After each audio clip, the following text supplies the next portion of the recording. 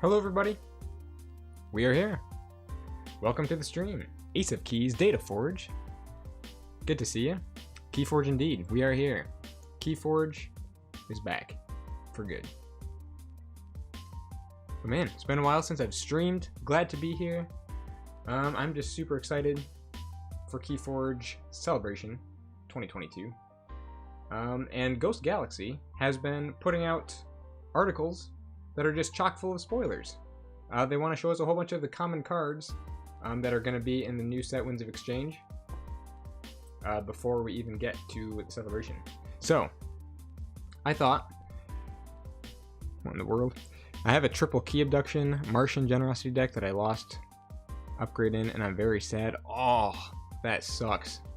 To just have lost one single card in a deck like that, that's unfortunate. Is the upgrade in the Mars house so that you can't even use it for Alliance?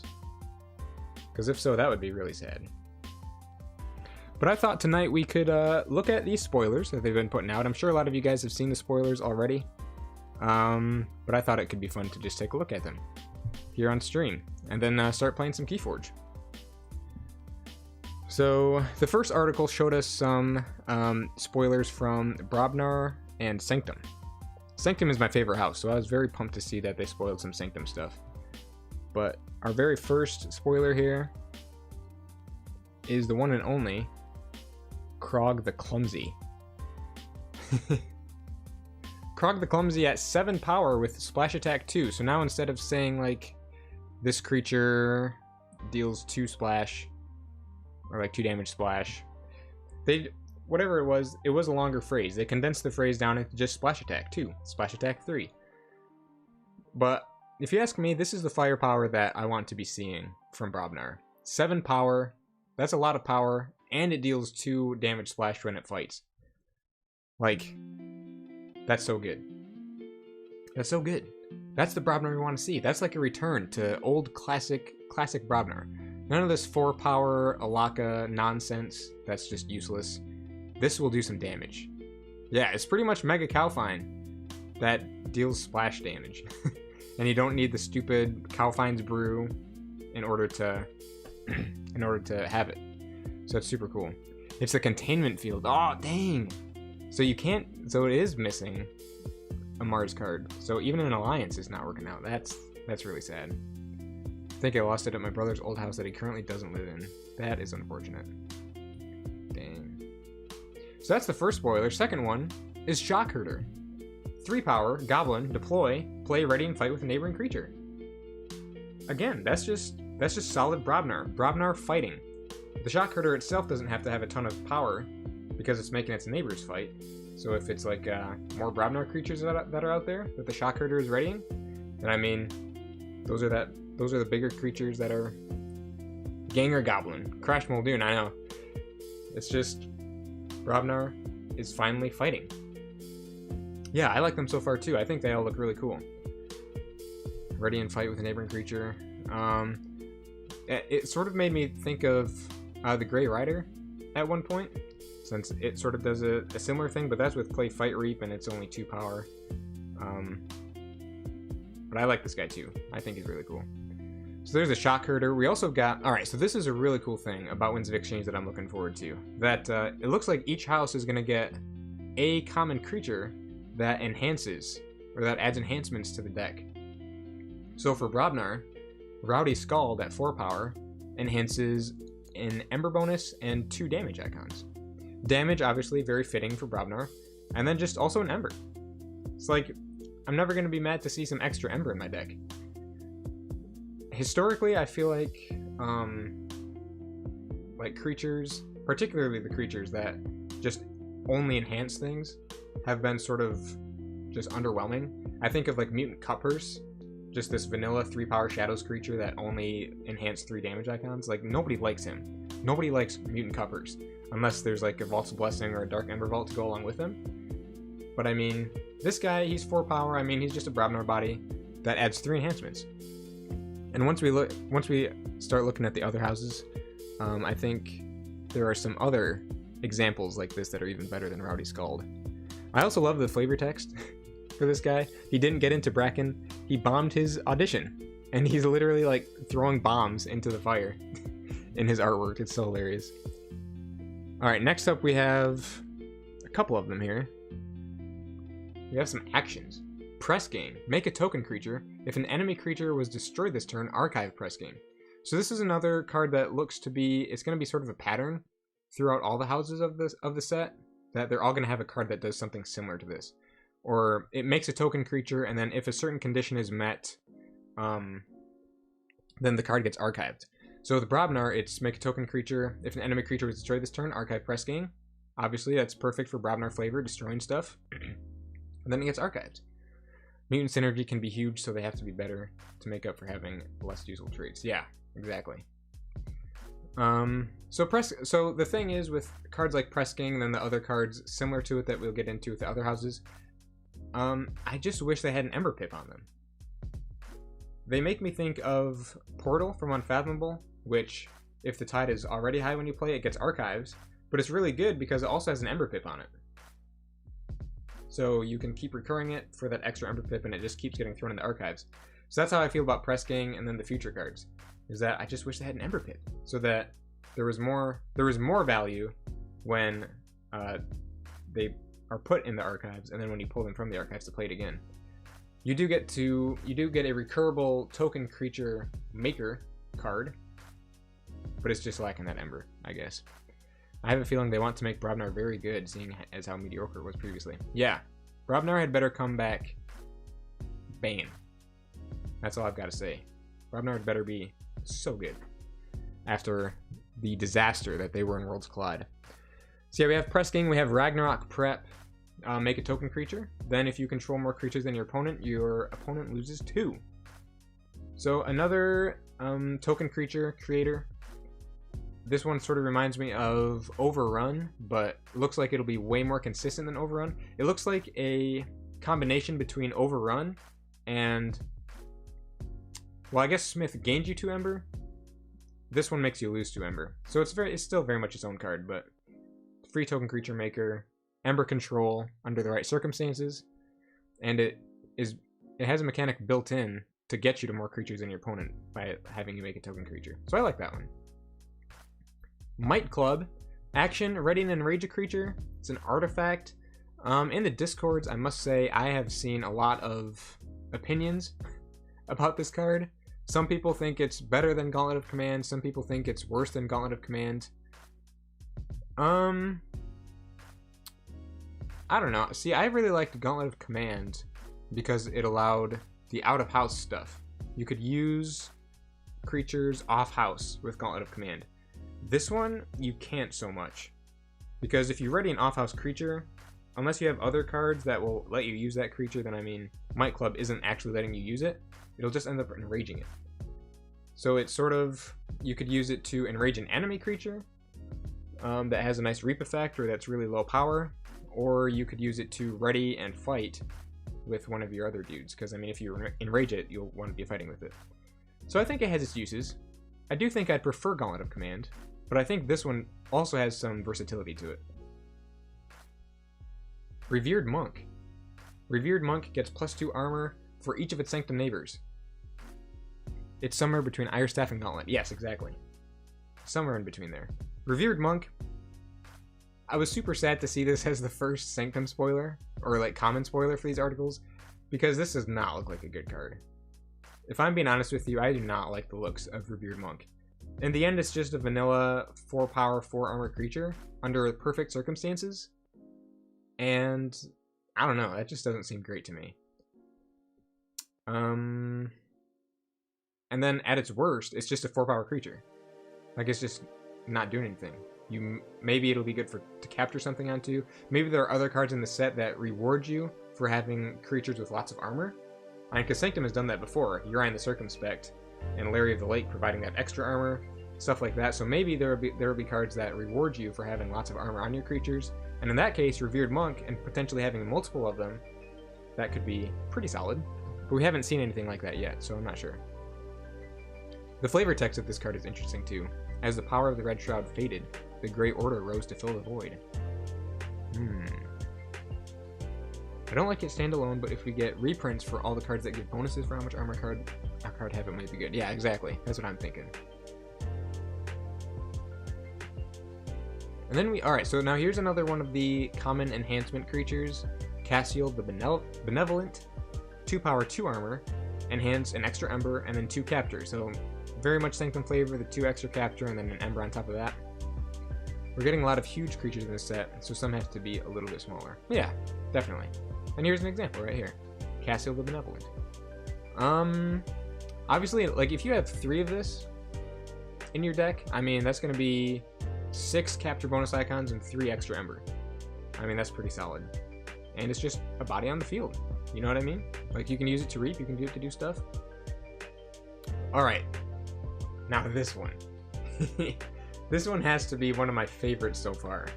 I need to get a deck at KeyForge Celebration with this card in it. Nidapult? What? Nidapult?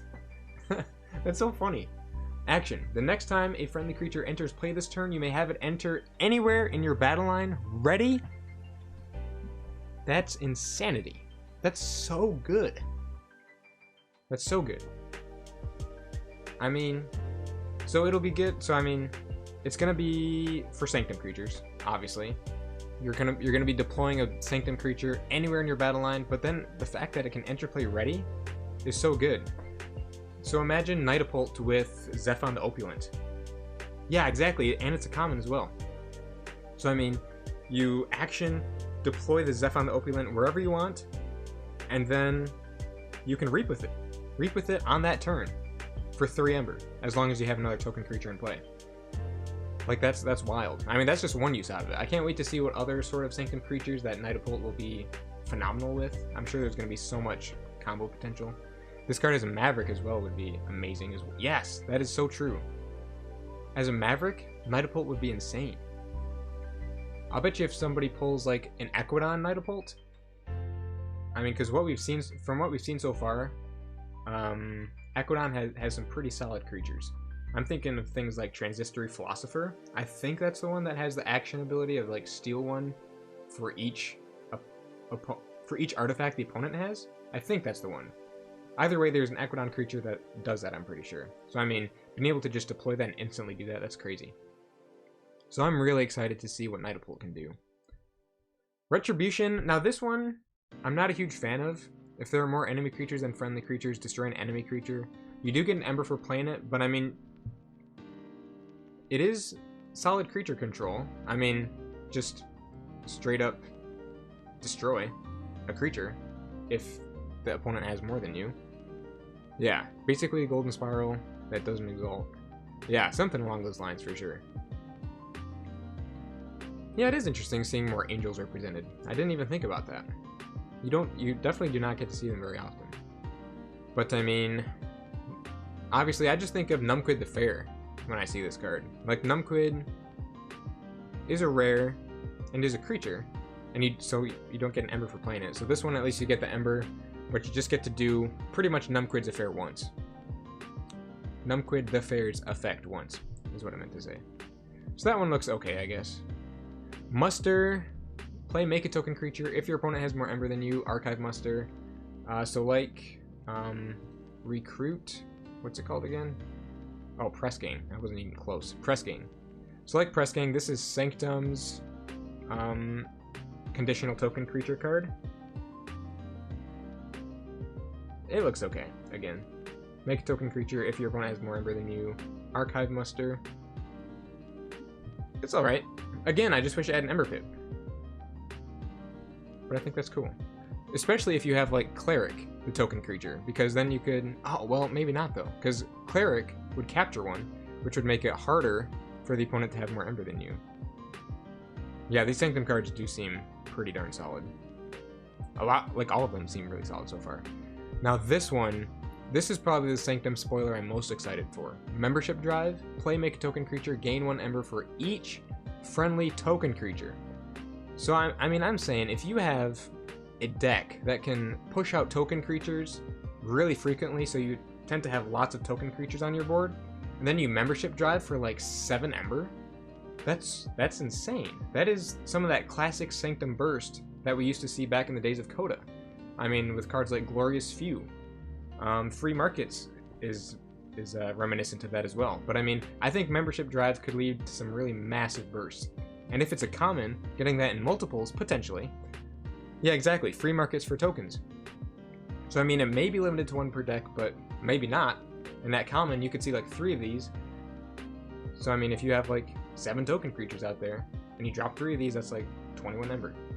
Just for playing a few cards. I don't know if decks will actually be able to do that, because again, Membership Drive, you might only be able to get one of them at a time, but who knows? I really like this one. I think that's super solid. So that's Membership. Alright, so that's the Brobnar and the Sanctum. And then we also have some... Let's see if we can find it. We have some Saurian and Unfathomable as well. And then we'll get into KeyForge. But as of right now, so the first Sanctum spoiler is Aquilia, Lone Hero. So if you looked closely at the Unchained identity card that they showed in the most recent GameFound campaign update, Aquilia Lone Hero was actually one of the cards on that identity list. So it's cool that we actually get to see it right now. Aquilia Lone Hero, 6 power, 1 armor, has an Omni effect of capture 1 Ember if there are more enemy creatures than friendly creatures. There aren't a whole lot of creatures out there with an Omni effect. Obviously there are tons of artifacts with Omni effects, but creatures with Omni effects are a whole lot more rare. I mean, you have like Dypnos Spymaster is one of them, and then like Hobnobber's Evil Twin, I think, also does it. But I think this is a pretty good Omni effect, especially for such a large creature. Did you get to capture 1 if there are more enemy creatures than friendly creatures? It sort of reminds me of Font of the Eye. That one, an enemy creature had to be destroyed in order for that capture effect to go off. And for this one, instead of that being the condition is enemy creatures. There have to be more of them than friendly creatures. And I think this is good for more reasons. I mean, as you'll see, some of these next cards really combo nicely with what Aquilia can do. So next up we have Ballistego. Play, you may exalt Ballistego. While Ballistego has Ember on it, it gains Splash Attack 3. I don't know. I don't think I'm particularly fond of this one. Like, that's some good attack damage for sure. I mean, it's 5 power with Splash Attack 3. And Splash Attack 3 is not bad at all. However, the fact that it's exalted, and that it has to have Ember on it for it to gain that Splash Attack 3, I don't want to use a creature that has Ember on it to fight into something. You know? That just seems kind of dangerous and risky to me. Insulated against... Oh, yeah. Membership Drive is insulated against Infernus as well. I didn't even think about that. But anyway, yeah, like Ballistego, I don't know. I just don't want to use a creature that has Ember on it to fight something. Seems a little much to me. But it's okay. It's whatever. I think this is a common that I would not want to see a whole lot of. Thankfully, the play effect is optional. Like, you don't have to exalt him if you don't want to. But if you really need to get some fighting done, then the Splash Attack 3 could be useful. Depends on how much elusive they have, yes. Yeah, if they have a very elusive board, that Splash Attack will be putting in a lot of work. And then Ballistego won't be getting that damage, so that's solid. Feels like a Saurian Monty Bank. Yeah, kinda. Good with some combos that give Skirmish, but like the Sanctum standalone, he isn't the most impressive. Yeah, definitely. Next up, we have the Saurian Enhanced Common Creature. Grammaticus Thrax. Enhances 2 capture, very Saurian, and then a damage. Not bad. I mean, this is already better than most of the other vanilla enhancement creatures we've seen from Mass Mutation. I mean, again, like, think of Mutant Cuppers. Only enhances 3 damage, and is only 3 power. This guy's 5 power, and I think enhances more useful enhancements than just 3 damage. It has a damage, but then 2 capture. I think capture is, depending on the situation, tends to be, in general, a little more useful than damage enhancements. I don't think I would exalt it, but I'd be happy to capture one on it. Yeah. Yeah, it's nice that it's just if the creature has Ember on it, then it gets the Splash Attack. Reference to Dionysus Thrax. He wrote Greek grammar rules or something? Okay. You gotta love the flavor that's thrown into these things, I tell you what. It's like, they do their research when it comes to making these cards. I love Thrax. He leaves me the most glowing feedback, says Aloysius the Naive. Recruit. Oh, I guess this is the one I was thinking of. Recruit. Make a token creature. If you exalted a friendly creature this turn, archive Recruit. So, I mean, if you get Recruit and Ballistego together in your hand, then you can first play Ballistego, exalt him, and then play Recruit to make a token creature, and then have Recruit archived. Again, I just wish there was an Ember bonus on it. Like, I think these common token creature maker actions, again, would just be so much better if they had an Ember Pit. Maybe it would be a little much, because they are commons, you know? And they do make token creatures, just straight up.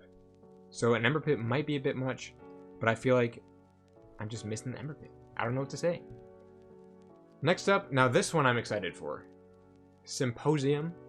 Play Exalt, ready, and use a friendly creature. If it is a token creature, you may Exalt, ready, and use another friendly creature. The chain potential of this card is just off the charts. Depending on what else there is in the set, chaining, I don't think it'd be hard to chain some really crazy turns together with Symposium. It would be cool to see a Saurian action that says for the rest of the turn, when you exalt a friendly creature, you can also exalt an enemy creature. That'd be so cool as well. That'd be so cool as well. I would love to see that. That'd be an awesome card. But Symposium, it's almost like Decadence, but it's just the exalt, ready, and use part. And then you get to do it again if it was a token creature. I mean, I'm saying, man, like with... I think Saurian and Star Alliance coming together is gonna be crazy. Just like they were in Worlds Collide. Like, you always wanted to see Saurian and Star Alliance together in Worlds Collide. I have the feeling it's gonna be the same in Winds of Exchange. Saurian, Star Alliance, and Equidon. If you can get those three houses in a deck, I think that's gonna be very powerful. But then again, there's some crazy stuff in the other houses, so I mean, who knows yet? Who knows? I think we don't fully yet. I think we don't know fully yet how powerful the token creature generator cards are yet. That's why they have been scared to put Ember on it. I'm sure a few sets down the line we might see difference. Yeah, we have no idea the frequency with which decks will be putting out token creatures. So yeah, I definitely think you're right. We don't know quite yet just how powerful these sort of common cards are going to be. But Symposium is going to be so exciting. I can't wait to see what sort of crazy shenanigans people get up to with Symposium. It just looks like a wild card. Sorry, my grammar is a mess. It is my weekend. Oh, no problem. No problem. Now this one. Oh my goodness. Epic Poem. Play Exalt a friendly creature. Gain 1 Ember for each Ember on that creature? That's crazy. That's so good. That's so good. Ah. Oh. That's a minimum 1 Ember. I saw in a Discord somewhere, I don't remember which one, but I think somebody said, Epic Poem, meet Crassosaurus. Imagine if Crassosaurus is reprinted. Imagine. And then you play Epic Poem. Okay, 11 Ember. Just 11 Ember with Epic Poem real quick. You know what I'm saying? That's crazy. Or if Crassosaurus isn't reprinted, you could still potentially open an Unchained deck that has like a Legacy Crassosaurus or whatever. And then play Epic Poem on that. So I mean, I think Epic Poem is so good. Even without the Crassosaurus aside. Just cards like I mean, it's gonna combo so well. It's just such a perfect Saurian card. This card is sick. This card is sick. I live the Crass Exile life, so I'm down for that. Yeah, even Tribute would be great. Any card that puts Ember on your friendly creatures, Epic Poem will just go so phenomenally with it. It'll make it even more risky to just leave enemy creatures on the board that have Ember on them. You know, you can't just wait around to kill those creatures now because they might have 2 Epic Poems in hand and just burst up to like 8+ Ember out of nowhere. it's nice because it just feels like classic Saurian because it's rewarding you for having that Ember on your creatures. You know? Like, yeah, I don't know. I think it's awesome. I guess you'll have to be really worried about that one with Omni. Exactly. Aquilia, the lone hero or whatever. That's so true. That's what I guess that's what I was trying to say. You have Aquilia just stacking up more and more Ember, turn after turn after turn. Eventually, it just has 4 Ember on it because it hasn't been dealt with yet. You play, what's it called again?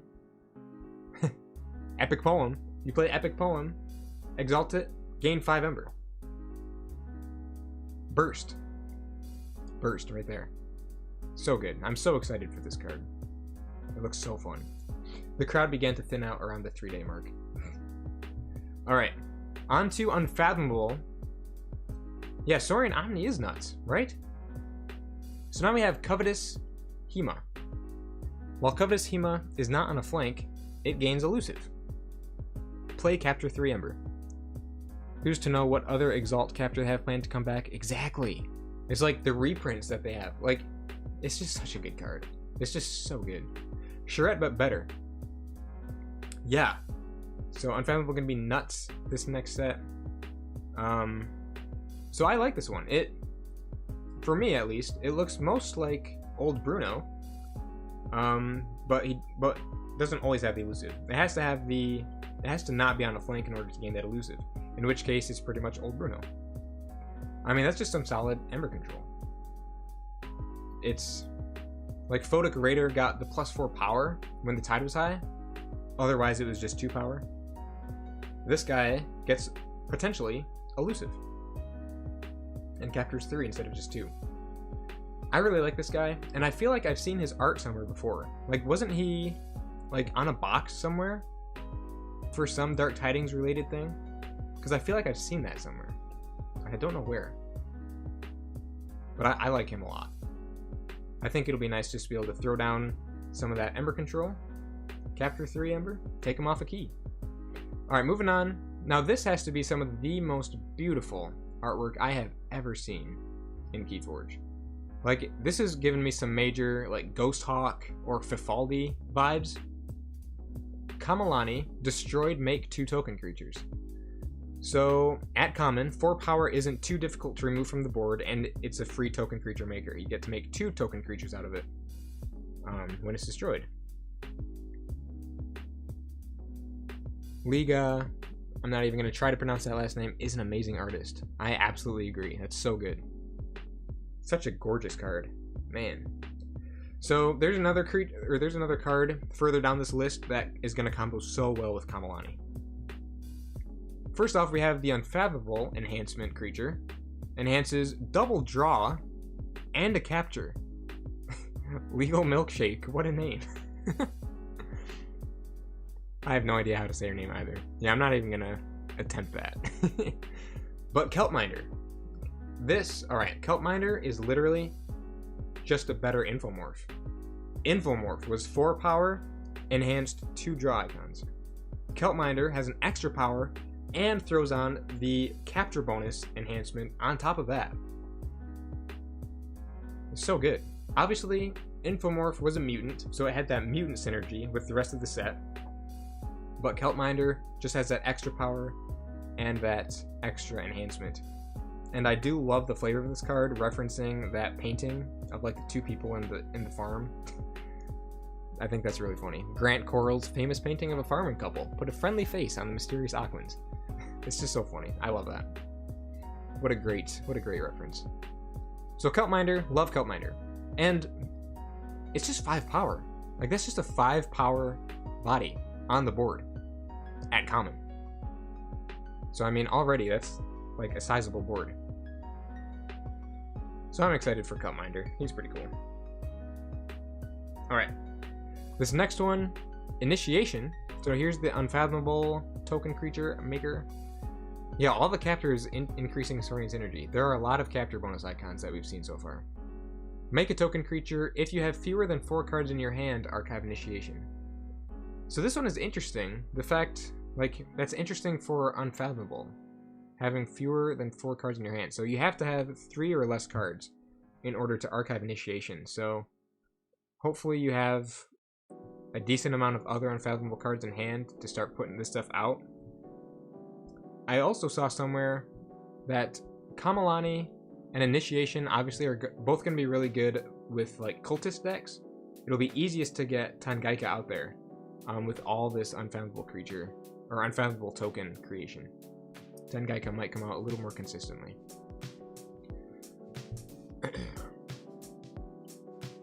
If it's the third card you play. Oh yeah, there you go.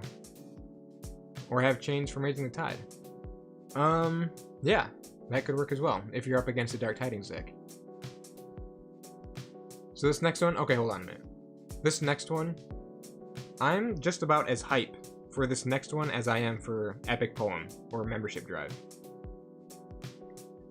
I don't know if I'm drunk, but they seem to be stepping away from Archive a bit. Yeah, a little bit. We haven't seen a ton of it yet, have we? Alright, now this next one. Abyssal Sight with an Ember Pip. Play, destroy a friendly creature. If you do, look at your opponent's hand and choose a card from it. That player discards that card.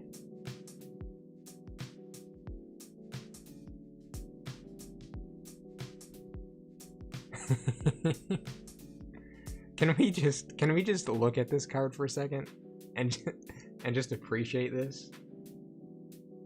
This card is psychotic. This card is psychotic. Destroying a friendly creature half the time isn't even that much of a price. For example, Kamalani. So, destroy Kamalani. Make 2 token creatures as the price for getting to play Abyssal Sight. Then look at your opponent's hand and discard any card that you want from it. Yeah, exactly. Giga Psychic Bug. Double Psychic Bug decks. You thought it was fun. Now look at this card. If Lion sticks around, it will be huge in that format in multiples. Yes, exactly. And yes, it is at common. I can't get over this card. I mean, you're at check for a key. You're at check for your third key. Look at their hand real quick. Just get rid of whatever Ember of Control they may have needed to take you off of that key. Discard it more. Like, discard it. Like, Brain Drain is a phenomenal card. Brain Drain just puts it back on top of their deck. Abyssal Sight puts it in their discard pile. It's gone. It's completely gone now. Open up their hand. If they have their combo all set up, ready to go in their hand, oh, just get rid of part of it. They got Ember Control. Oh, just get rid of that Ember Control. And that's just insane. I guess it's a 1 for 2, but hopefully you can make it worth it. Yeah, exactly. That card got banned in Yu-Gi-Oh! But Abyssal Sight, oh my goodness, I don't know. It's gonna be so good. Like, just, oh man. And 3 of them. Imagine you have 3 of them in hand. In that case, yeah, maybe it would be a bit of a price to destroy 3 friendly creatures to get to play it. And if you don't have any creatures on board, you won't get to do the rest of that effect. You would only get the Ember for playing it. So it is balanced out just a little bit in that sense. But it's still such a phenomenal card. Okay. Next one. I think this is the last one. Crushing Deep. You get an Ember for playing it. Play during your opponent's next turn. Keys cost +3 for each forged key they have. So later in the game, this card will get more and more powerful. So when they have 1 key forged, keys will cost +3. If they have 2 keys forged, then their keys will cost +6. Which, I mean, making their keys cost 12 minimum is very impressive. That's pretty good. We'll definitely keep them off their 3rd key for probably at least a turn. Have any succubus type creatures been spoiled for this house? Yes. There was that one creature that was spoiled by, I think, Tabletop Royale. Fathom Reaper or Fathom Reaver, I think, makes the opponent draw 1 less card if you control a token creature. And I think it's like a 5 power. Yeah, Fathom Reaver. So yeah, there's that one at least. But I think this card looks pretty solid. I mean, and then if it's not doing anything for you on that turn, at least you get the Ember for playing it.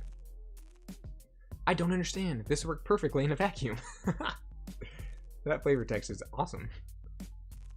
So yeah, I think that's pretty good. Some panic key stop action going on right there. But yeah, so overall these commons look super cool. I cannot wait to get my hands on these at KeyForge Celebration.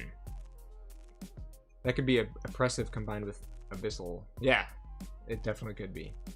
Abyssal Sight. So yeah, so those are the spoilers. They're still good. They're still good. Not all of them are quite as impressive as the other ones, but I mean, it's still really cool. It'll be so fun. And this isn't like all the commons either. I mean, there are still so many commons in these houses that we haven't even seen yet. You're going to be at KeyForge Celebration too, eh? Taylor Crypto? That's awesome. I'll probably see you there because I'm going to be there as well. That flavor text is perfect for people trying to guess how good a card is in a vacuum. Exactly. I can hear the power creeping even more. Exactly. Yes. The power creep is real. And I am all for it. After Dark Tidings, I am all for it. Alright. So those are the spoilers. I think we're going to get into some KeyForge gameplay now. KeyForge gameplay. Good times. And then there are still more articles that Ghost Galaxy is going to release coming up towards KeyForge Celebration that have even more spoilers. And obviously I can't wait to see what those are. Where is KFC being held? It's going to be in Minnesota. Minneapolis, Roseville, Minnesota, Game Center. November 11th through 13th. I'm actually so hyped that I get to be at KFC. All my local players are jealous that I get to go. I know. It's gonna be so crazy. It's gonna be a wild event. Alright, well, I don't really have any plans. Or, like, yeah, I don't really have any plans for playing KeyForge right now. I just was sort of gonna jump into some games and just play for a little while. If that's alright with you guys, unless you guys have any ideas. Drew 17. We could hop into Drew 17's game. Just get a quick warm-up game in here. This has been a really fun deck to play with recently. This is a mass mutation deck that I opened up a little while ago. F. Gimenez, the Bulwark Inventor. If it chooses to show up, that'd be awesome. Hello. Hello. You know what we could do tonight as well is we could do some alliance stuff. Try and build some alliance decks. Alright, so F. Gimenez, the Bulwark Inventor, has some fun stuff in it. It has double Mark of this. It's a Dark Ember Vault deck. Oh yeah, Dark Ember Vault. It's a Dark Ember Vault deck with a whole bunch of mutants, triple diametric charge, and then it has a Fission Bloom, but the Fission Bloom actually has some decent targets. For example, this Cronus that has 3 damage pips on it is great with Fission Bloom. Even Ivan with a draw, that's solid too. This hand, I suppose I'll keep it. I'll keep a hand. So what is this guy rocking? Worlds Collide, double Blood Money. Some Worlds Collide Brobnar that actually doesn't look too bad. You have a Gimenez deck as well? It's my Demongeese after I learned how that name is actually pronounced. Oh, nice. That's cool. What else do we got here? Cutthroat Research, Interdimensional Graft, Eddie, Entropic Swirl, Candle Unit, Triple Titan Guardian? Jeez. And some... Oh, he has 2 Hawks, dang it. To deal with my Dark Ember Vault. Okay. I'm just gonna throw down a Dominator Bubble. Call it a day. But yeah, this deck is actually a lot of fun. I'm trying to remember how many mutants it actually has. It has 1, 2, 3, 4, 5, 6, 7, 8, 9, 10. 10 mutants total. Alright, let's see. I'm gonna play Logos. I'm gonna hit the Diametric Charge right there. Play an Even Ivan. Play a Cronus. Fortunately, I'm gonna have to hit up my Even Ivan over here with a couple damage. and play another Even Ivan with a draw, and I'll archive the Lights Out.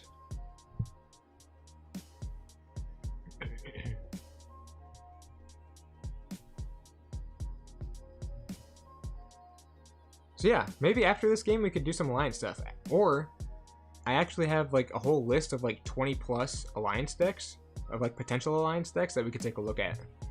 And maybe just take a look at them, see what they're like. Okay, well he just took out all my dudes. I have nothing good to mark of this. So maybe I'll just throw down Shadows stuff right now. I don't want my archives. And then next turn I could go Dis and then potentially Dominator Bubble one of my Shadows creatures. Like a Gamgee, because he has more Ember than me at the moment.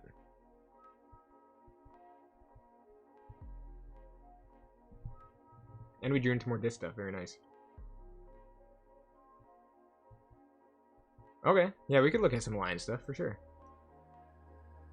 I might toss my deck into an Alliance thing even though I'm missing the upgrade. IRL, lol. Yeah. I mean, because you could still like play with it online and stuff. Alright. Oh, dang. He played an Inky Gloom I can't read. That's so rude. I can put him back into Shadows, though. So let's go Dis. I don't want my archives. I'm going to play Sinestra. This chump over here. I'm not going to do his effect. Throw down a Hystricog. Mark of Dis. Now, this Mark of Dis has an extra damage icon on it. So to avoid killing the Chain Gang, I'm actually going to hit my own Dino Fiend. And then Mark of Dis the Chain Gang.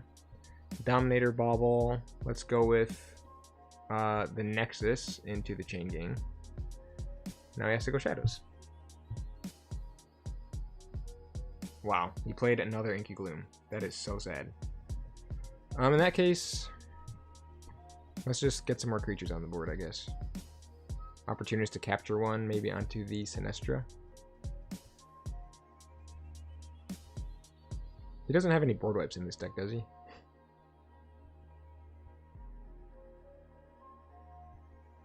Throw that right there. Please tell me he doesn't have any board wipes. He doesn't have any Saurian in there. Volcano, that would be an unfortunate play. Doesn't look like he's going to do that right now, though. So yeah, he doesn't have any crazy board control. It doesn't look like. He has some solid board control, but nothing too wild.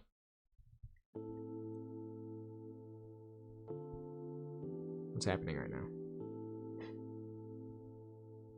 He misclicked something? Maybe he archived the wrong card or something? Oh, yeah, he did. Probably meant to play the Titan Guardian, not just archive it. Okay.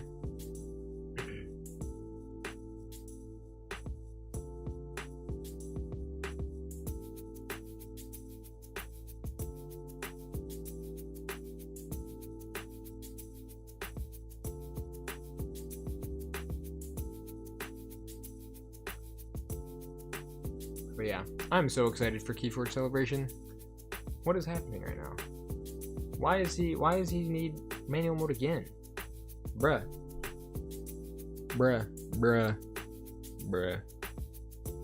Oh. Needs to archive for what? For Jade? Oh, he has to actually archive a card. I see.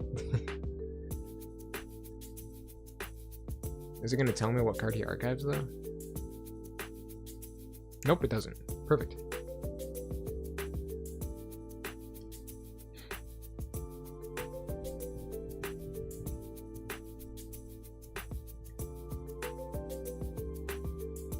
Yeah, these next 2 days are just going to be the longest wait because I'm leaving for KFC on Thursday. So I'm gonna be staying the night until Friday when the event actually starts. So I'm gonna be there a night early. So these next couple days are gonna be so long and arduous, and I just want it to be here. It's also gonna be my first time flying, and also my first time getting my own hotel. It's gonna be a whole bunch of firsts for me, and I'm gonna be recording all of it, and I'm gonna put it into a video. Let's just say that there's going to be a lot of content coming from this channel for KFC 2022. Alright, anyway, he just vomited out a ton of Logos creatures. What could we do with that information? We could go shadows and put the lights out into my hand, put those Titan Guardians back into his hand, and just do some damage with some shadow stuff. Let's do that. Pick up the archives. I'll play a spike trap. Also, where's my Dark Ember Vault? Dang it. Play that over there. This Nexus isn't going to do anything for me. I'll play Lights Out. I don't like the look of his Hapsis, so I'm actually going to put the Hapsis back in his hand, along with one of the Titan Guardians. And then I think I might just reap out like nobody's business here. He does, hold on a minute, he does have an interdimensional graft, doesn't he? So I will want to be careful about that. In fact, I think we might just stop it right there, because I don't want to play into his IG. He is going Logos with the archives. I think I'm going to get interdimensional graft. I'm so excited for all the content this week. Yeah, I know. There's going to be so much content. I mean, Tabletop Rail is going to be streaming live straight from the event. And I know that, I mean, Zach Armstrong from Call of Discovery is going to be putting out content. Lots of, like, audio stuff. But then I would assume probably some video stuff as well. And there are going to be tons of other content creators there also. So there's going to be a lot of content, not just my own. Don't get baited by your best friend to go to the bar at 1 a.m. when the vault tour is in 6 hours. Oh, gosh. Yeah, that does not sound like a fun time. At all. Oh, you'll be live streaming as well. Exactly. So we're gonna have streamers galore at this event. You know that I'm gonna be getting back to my hotel room late at night. I'm gonna be turning those streams on, those VODs, because I mean, I'm gonna be tuning into those. Absolutely. Okay, so I do get to Forge. He's gonna get 2 of my Ember because the IG.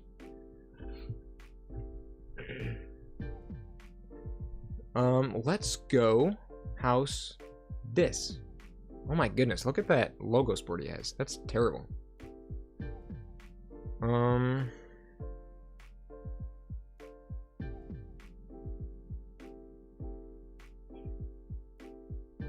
Yeah, let's go dis. Tabletop Royale will be covering one tournament and I'll be covering the other. Okay, that's awesome. Fair to say I only won 1 game in Pittsburgh. That is Indiana. Yeah, I feel like, is dis actually our best bet right now? Yes, it is. We're gonna go dis. First off, we're gonna spike trap. That'll take care of the eddy and put some damage onto the candle unit. I'm gonna Hystricog the candle unit. And then throw down a Dominator Bauble. We have an Anguish over here, and he drew something useless. Xenofiend, I'll just throw down the Xenofiend. So we have the Sinestra and this Dinofiend, or whatever this is that we can use. Yeah, Dinofiend. Dinofiend will steal one when he gets destroyed.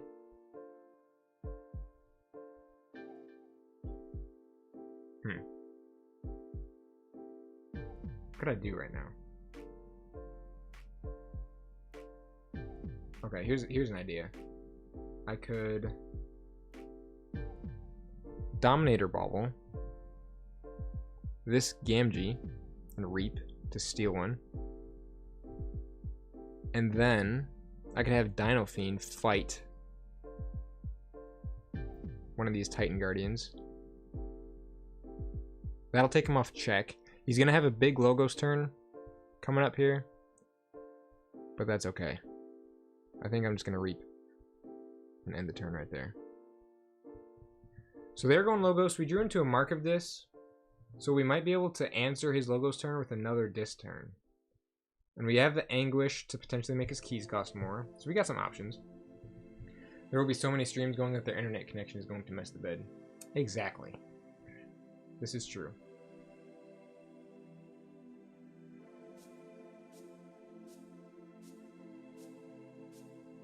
There's going to be a ton of streams, so many videos. I don't even know how I'm going to divide up my videos. Because, like, I could do a bunch of smaller videos, but at the same time, I feel like people would enjoy longer videos as well. Alright, what the heck just happened? A whole bunch of stuff. We're going to go Dis again, I think. Stinking Hapsis is warded, of course. That's fine though. All right, we're gonna go dis. Let's play Obsidian Forge, and then we could Dominator Bauble to reap and steal one again. Actually, I think that's a decent option, but there's also the Hologramophone that we could use with the Nexus to ward one of my creatures. I do know that I want to use Anguish to fight this Titan Guardian, and I think I'm going to Mark of this, the Hapsis, to pop the ward, and then Hystercog, the Hapsis, to get that back. So now he has to go Logos, which is nice. And then I think we do Dominator Bauble. I say we go Nexus to reap, to use a Hologramophone and ward the Anguish. Oh, I can still reap with Sinestra. That felt pretty good. That felt like a solid turn to me. Alright, they're going Logos like they have to. They must. Also, this Hystercog is putting in work. Hystercog is so good. Daughter reaps, and Titan Guardian reaps. Okay, that's fine. Anguish is still doing work out here. So now we have a whole bunch of Logos cards, and now there's the Forge Compiler. The question of the Forge Compiler. I say we go Logos, maybe to cycle a little bit. But there's still so much I can do with this Dis. I'm gonna go Dis again, actually. Just because I can do stuff with this, you know? I've got these double Dominator Baubles and everything. And in fact, I might be able to just Obsidian Forge for the win right here. So let's play Mindfire. He discarded Calfine. Let's Dominator Bauble the Gamgee and reap to steal one. We can action to destroy the daughter. He says GG already. Reap. Reap. Please don't concede. I want to use my Obsidian Forge. Please don't concede. Please don't concede. I want to Obsidian Forge. Let me pull off my key cheat, please. Boom. Yeah, no, that's what I did. I did close the game with the artifact. GG. Thanks for playing.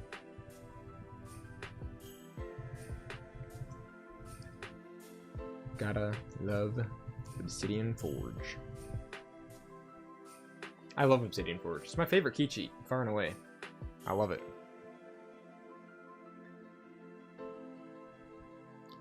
Love Obsidian Forge. Alright. So I guess we could look at some alliance decks then. Potential alliance decks. What's up, man? How's the stream going?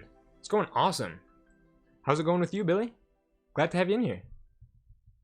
Stream has been a lot of fun. We took a look at the spoilers from the most recent articles, and then we just absolutely destroyed this guy in a stream with Obsidian Forge. In a stream, in a game with Obsidian Forge. Alright, so let me pull up, how am I going to do this? Pull up my alliance decks here. I guess I could just go here, and go to alliance decks. I have a spreadsheet that has all my alliance decks on there, but I guess this does it as well. This one, oh, hold on a minute. Wow, these are... Some of these I made back before it was confirmed that alliance decks need to have decks or pods all from the same set. So I mean, there's some stuff here that's just like Mass Mutation and Worlds Collide just all mixed together. I've won 2 games by using remote access to win with my opponent's Obsidian Forge. That is so cool. Now I want to do that. It's going good. I came home today to find out that we've got a pet rabbit. So that's fun. That's awesome. You gotta love the pet rabbit surprise. Alright, let's find a real one here. I've made a lot of alliance decks, as you can tell. What's one of my good ones? Oh yeah, Quixotic Great Modern. Is this one of the ones that's allowed? Yeah, this is one that I'm considering right here. Quixotic Great Modern. So it's made of Quixotic something or other, Great, the Strong Biolock, and Modern Marmalade Oni. The Star Alliance is from Modern Marmalade Oni. It's a lot of fun. Double Light of the Archons, Force Field, double cloaking dongle with the transporter platform. I mean, that's about as fun as it gets right there. Not actually, but pretty much. I mean, like 5 Ember-laden upgrades with the transporter platform. Captain Veljericho for some of that off-house play. Comm Officer Kirby for some of that off-house play. And the Helmsman Spears for some crazy stuff popping off there. This Saurian is absolutely insane. I mean, I want you to take a look at this for a second. The Crassosaurus with double Tribune Pompatus, along with the Calipigian Ideal, so I can spend the captured Ember off of Crassosaurus, and an Imperial Scutum, so all that Ember will just go back to the common supply once it gets destroyed. And then there's the Ghost Form and Logos to put on the Crassosaurus so it can't get destroyed or get dealt damage. It can only be returned to my hand or purged, essentially. So if my opponent doesn't have any of that in their hand, then Crassosaurus is just good to go forever. The Saurian also has Cincinnatus Rex, which is cool. Got some crazy stuff there. Crazy potential. Tribute, obviously great. Wow, I don't know what's going on. Double Rudder Golem. But I mean, that Saurian kit just looks so fun. Like, Tribune Pompatus is what now? +2 power for each Ember on the friendly creature. So I mean, just one Tribune Pompatus with Crassosaurus. That's +20 power. 2 Tribune Pompatuses makes it +40 power. So that means you would have a 44 power 2 armor Crassosaurus. That has elusive that you can spend the Ember off of, and then with the Imperial Scutum that would put the armor up to 4, and then protects the Ember as well. So that looks like a lot of fun. Are you gonna play this deck at the KeyForge event coming up? It's one that I'm considering. I think I might. I'll at least bring it along, but I think this could be a good option. Because, I mean, just the Ghost Form, the Discombobulator. It also has some of that archiving with the Eddy and the Tautau Vapors. Candle Unit is also a really good target for the Ghost Form. And then, obviously, just, like, there's other solid upgrades in the Star Alliance, too, that you can throw on some of these other creatures, also. I mean, just boost up the power of that Candle Unit, or the Eddy, or, again, the Crassosaurus, or other options. The only things, it is lacking some things, though. Like, there's no artifact control, and I feel like in the Alliance format, artifact control is going to be an absolute must. I mean, because people are going to be bringing out things like Heart of the Forest, probably. I mean, Quixelstone, Dark Ember Vaults, Eaton's Jars. Like, artifacts are going to be really scary in Alliance. Whoa, what is going on here? My stream is cutting out. My stream was cutting out there for a second, for some reason. Anyway, back to the Alliance deck. Whoa. Alright. So yeah, this one looks like fun. And it's 93 sass, which is insane. 21 creatures, 2 artifacts. Quantum Finger Trap is actually pretty decent. Ember Control, tons of Ember Control. Well, kind of tons of Ember Control. Expected Ember at 19, 101 effective power, and 13 bonus Ember pips. I think Jar is going to be one of the most common. Yeah, definitely. Eaton's Jar is still good. And it will put in work against Alliance decks. For some reason, my stream is freaking out here. Let me see what I'm looking at.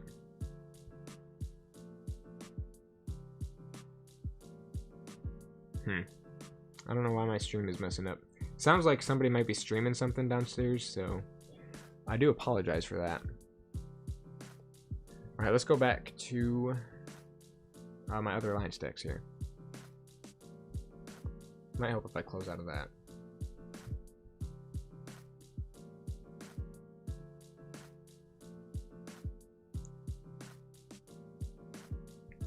Well, deepest apologies if you guys are experiencing problems with the stream. Alright, what else are we looking at here? Yeah, you can see how old some of these are. Like Alliance of Biofractor Gorand Immortal. I mean, that has some Worlds Collide, more Worlds Collide, and Call of the Archons all together. Anyway, thank goodness you can't do that anymore.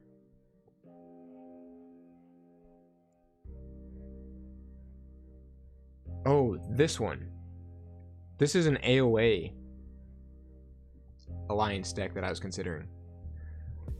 86 SAS when it comes together, but what looks most fun about it, so we have, it's a double Binary Rupture interdimensional graph deck with Labwork, Sloppy Labwork for some archiving, along with a ZYX Researcher and a Hidden Stash in the shadows for some additional archiving. Has the too much to protect with triple Ronnie wrist clocks, so the Ember control is just really solid, at least in the Shadows house. Merkins for some of that fun aspect, the Lights Out for some of that disruption, putting stuff back in the opponent's hand. Furtive Investors as a couple extra bonus Ember pips, and then maybe will come into play later in the game. The Logos obviously is just fun. I mean, you could Binary Rupture Helperbot into Too Much to Protect. That's also an option. And then the Dis has the double Exhume to bring back cards like the Helperbot or the Runny Wrist Clocks. Tesmol for some potential disruption that way. Double Dust Imp, unlock Gateway as a board clear. Like, it has some solid options in there. Unfortunately, again, in terms of artifact control, all we have is the Tentacus. Creature control, all we have is the Unlocked Gateway, which is solid. Lights Out, which is pretty okay as well. But then, that's about it. Cold of the Week does a little bit of work. Whistling Darts can combo with the Misery Exploit that I have in the disc, and then the Ember Imp is just stupid. Nobody likes him. Redlock, it's kind of a weird card. 18 creatures, or actions I mean, 16 creatures. There are 4 cards that deal with the archives, and all of them archive what I want them to archive. Most of the time, at least. ZOX Researcher doesn't always do that. But I mean, I think this deck just has some nice options, has some nice tools. Obviously the Brub Rig is just quite the threat. TMTP is something they have to play around, and the Double Ronnie. Unless, of course, they have this Saurian board that just, all of their embers just on their creatures and they spend from there, then it's a bit of a problem. But if they don't have that, then TMTP and Brig is quite frightening. But yeah, I think this one would be a lot of fun. Also, 35 expected Ember. That is a high number.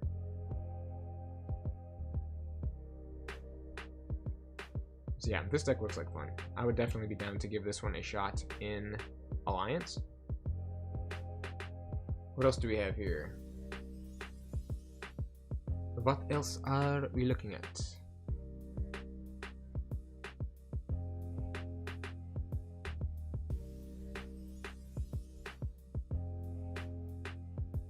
Wow, these are some old Alliance decks, my goodness.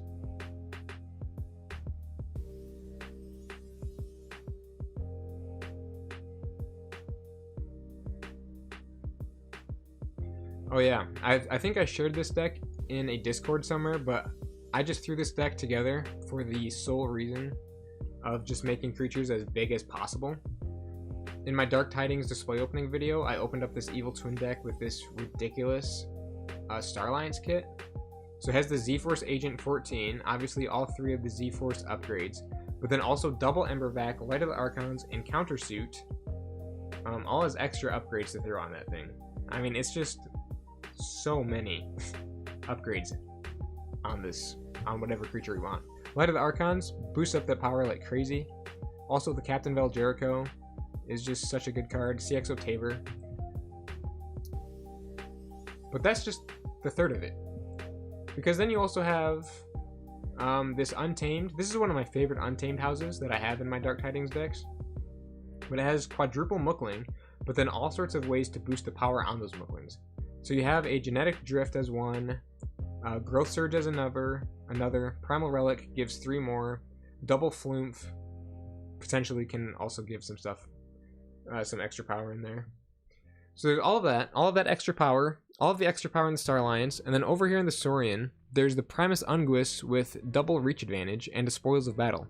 I think the double reach advantage is the best with the Primus Unguist, because if you have both of them and the tide is high, then you capture 6 Ember onto the Primus Unguist, who gives each friendly creature +2 power for each Ember on Primus Unguist. 6 Ember times the 2 power, that's just an additional, what, 12 power on each creature? So, I mean, it's just the ultimate power boosting deck. And it looks like so much fun. Obviously, it's not, like, the best. I mean, Mollymawk can destroy some artifacts. Creature control, there's hardly any creature control unless you can really start beefing up your creatures and you just start fighting with them. Ember control, like quadruple Mookling, that's also recoverable with Witch of the Dawn and has all this power boosting stuff on it. Like, that's actually really, really good.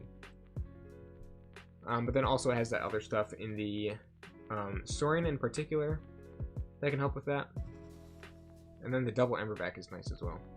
I want to make an alliance with an AoA deck I have that has 4 Igors. Holy cow. Yeah, combine that pod with a couple other really solid Starlights, or AoA pods. That could be really good. Yeah, so 18 creatures, 8 actions, and 8 upgrades. That's a lot of upgrades. Yeah, so these are pretty fun. Alliance of Evil Tolstoy Safeguarding.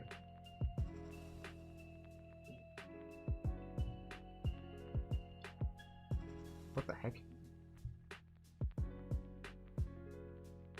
What's going on right now? Can I see my alliances, please? Wow.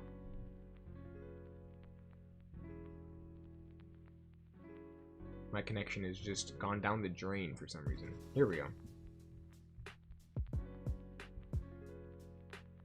Provost, Laserbint. Provost, great. Now, some of these actually don't work anymore because the restricted list keeps them from working. So like this one right here, Ghost Form and Science Officer Morpheus can't be together in a deck anymore. So that rules out this deck. It has some cool stuff in there, but it just doesn't work anymore.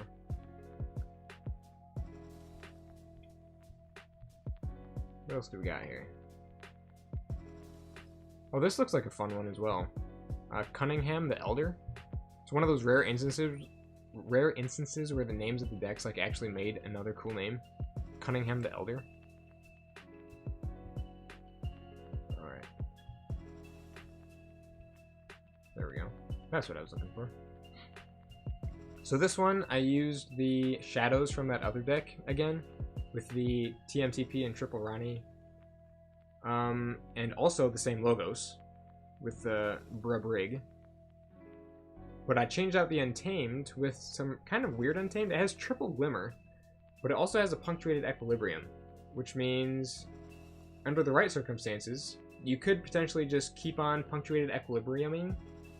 You play down the PE once, and then the next turn Glimmer, put it back, play it again, next turn Glimmer, put it... I mean, it's obvious.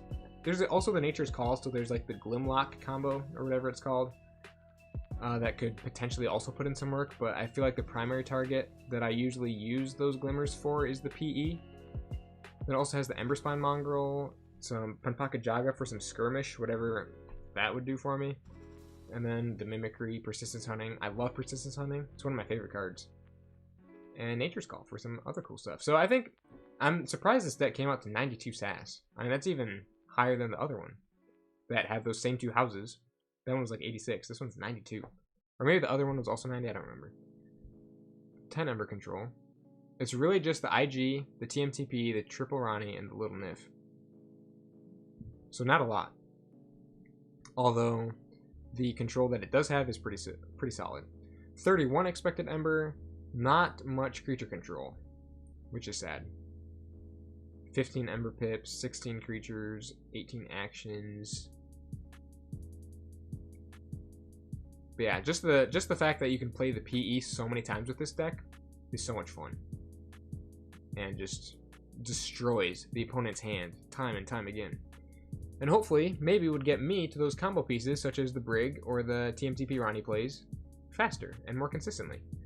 So I don't know. I think this is also a pretty fun option that I'll have to test out. I only have a couple days left to test though, so I'll have to get on it.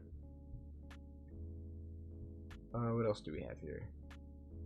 Oh yeah, this is a fun little Call of the Archons alliance deck that I threw together. Thorgerd the F. What a legend. Thorgerd the F. Let's go Thorgerd the F. So it has this really weird Logos kit here. Has a library access and quadruple phase shift. And now this was another interesting thing about the restricted list, was that you're not allowed to have library access and time traveler together in an alliance deck, which I think makes sense, because that's just some degenerate card efficiency that leads to some just ridiculous stuff that you can do. So I think it is kind of weird, but it does make sense, I think. But just being able to play out like so many off-house cards with that quadruple phase shift is really appeals to me, especially with the library access. How many days left until KeyForge celebration? 1, 2, 3, 4. 4 days until KeyForge celebration. We are so close. So close.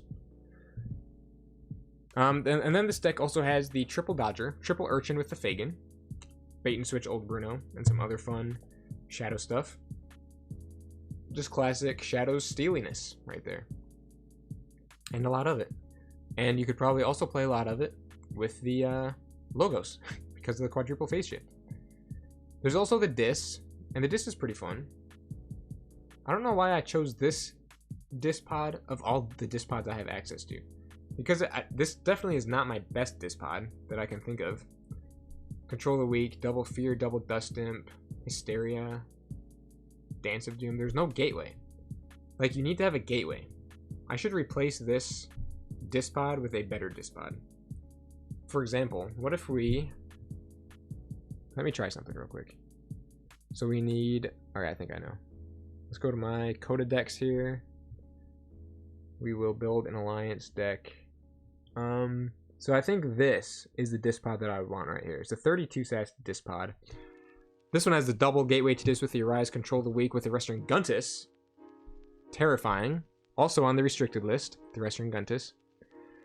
Double Terror, Drumble, Lash of Broken Dreams. I mean, just all the classic discards that you want to see in a Dis pod. Maybe like another, like an extra Control the Weak would be nice. So let's add that one to the alliance. And then we also had, what else was in that deck? We had the, what else did we have in there? Oh yeah, we had the Logos from Hawkworth's Devoted Duke, which I made a video on. And that was one of my first videos. And then there was one more. It was the... Oh, the Shadows from this one. No, not this one. This one. So let's put that together. How does that look? So this one comes out to 91 sass. But this Dis is just absolutely disgusting. Especially when you can just play half of it with the 4 phase shifts and the library access. And then there's the Ember Control and the Shadows. So now, with the creature control, we have double gateway with a Bouncing Death Cork and a Lights Out. Ember Control is pretty decent. Expected Ember is pretty decent. Artifact Control comes out. I'm not destroying anything. Actually, I am. Poltergeist destroys. Remote access for some weirdness. All Dis pods need a Screaming Cave. That's a good idea. I don't know if I have any Coda Dis pods with a Screaming Cave. I know I have a couple at least Mass Mutation Dis pods that have a Screaming Cave. But that would be an excellent addition, actually. Now that I'm thinking about it, that would actually be really good. So this one could be interesting. Lock Up the F. So that's an option. I like that. 17 creatures. That's not a lot of creatures. But it's doable. Especially with double gateway. And a lot of them having play effects. I don't think it would matter all too much. And theorize. Theorize to get back Drumble. First to capture all their Ember. Then both the Terrors for 4. And then the Western Guntus to restrict them out of a house. Yeah, that's very cool. And it doesn't... Oh, hold on a minute. Library access... Hold on a minute. This might not work, though. Library access is a restricted card, isn't it? And so is Restringuntus. So both of them can't appear together. I don't think you can have Restringuntus and Library access in the same deck. So I don't think this deck would actually be legal. Now that I'm looking at it. And that is actually really sad. Maybe that's why I had the other Dispod in there at first. It's because I saw that earlier. That's unfortunate. That is unfortunate. Rip. Rip, lock off the F. Rip, lock off the F. Okay then. Well, guess we'll just have to build something else then. So I mean, this house is just so good. We could add that to the alliance. I would just want something that I can archive a lot of cards with, so I can archive some of this away. I don't have like a ton of solid like Coda stuff.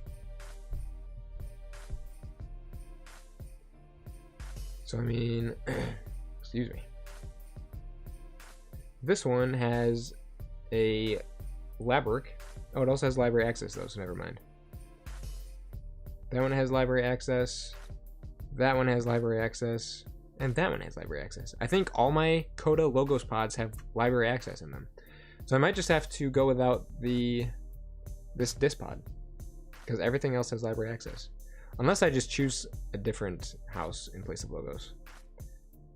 Such as... Look at that, Sanctum. I feel like Sanctum just doesn't have a place in Coda Alliance pods. Or decks, I mean. What else do we have here? This Shadows is pretty solid. I do like that Shadows quite a bit. This Brobnar is actually a lot of fun. The double loot the bodies, Coward's End play with the Looter Goblin. Like, you can have some major burst with that. Some major Sanctum burst. Or Brobnar burst, I mean. This Mars is kind of fun because it has the Maverick Mars Dust Pixie. But sadly, the rest of the Mars house just isn't good enough for me to bother putting it into an alliance deck. Can you make an alliance deck with decks that have different languages? I mean, you could. I don't know how like tournament legal it is at the moment though. I haven't looked into that very much. Are there any people in the chat that can answer that question? Can you make an alliance deck with decks that have different languages? And are they tournament legal? And because obviously you can, but can you play with them in a tournament? Is there anybody that can answer that? Because I'm not 100% sure. What else do we got here? Right now it is legal? Okay. I figured it. Yeah, okay. That makes sense. As long as people know what the cards do. Okay. Anyway. What else do we got here?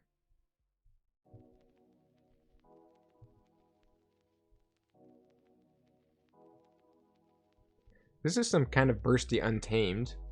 Has a... I think people are pushing to allow for proxies. Oh, okay. Yeah, that would be good. That would make it solid, I think. I have a Mass Mutation deck. I have a Polish Mass Mutation deck that actually has some pretty solid pods in it.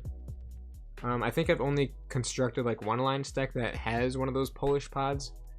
But I mean, it's definitely not my favorite of the alliance decks that I've made so far. Okay. What else could we put in here? Let's just put this Shadows back in here, and then one more house. Maybe, what about this Brobnar? That's kind of crazy. Because then that would go good with the... Oh, there's no Dust Imps in that pod. I forgot. I don't think it'll be... Yeah, it's definitely not as good as the Logos pod, but unfortunately, all my Logos pods aren't legal with the Restringuntus. So the best we can do for now, I guess, is this 80 sass little thingamajigger here. Fun. That's good because I have that Shadows Fertility Chant. Oh, that would be super fun in the Alliance deck. Yes. That'd be awesome. That'd be so cool. Alright, Well, let's get in one more game of KeyForge, and then I think we might call it a night. Unless, of course, I lose this game of KeyForge, in which case we're going to be playing again. Because I don't want to go out on a loss, obviously.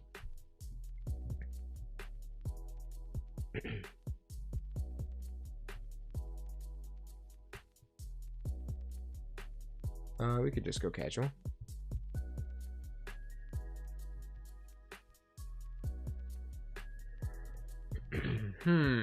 What deck should I play with? This one is a lot of fun. Provost Virus Red. It's a solid deck. This deck has triple Infernus and the No Name and the Bornit's Touch, so the disc just does an absolute ton of purging. There's also a Science Officer Morpheus, so those play effects on the Infernuses and the No Name get to go off twice. And then actually, so it's World's Collide Brobnar, but the Brobnar actually isn't all that bad. I've probably talked about it already. It has a Legacy Champions Challenge with a double Smith, and then a few other fun Brobnar cards as well. So I really enjoy it. It's a very fun deck. It doesn't always go off though. Sometimes you just don't draw very good, and then things just don't work out. But other times you do draw really good, and the deck just goes off. So we'll see what happens. If, of course, I ever get an opponent, then we'll get to see.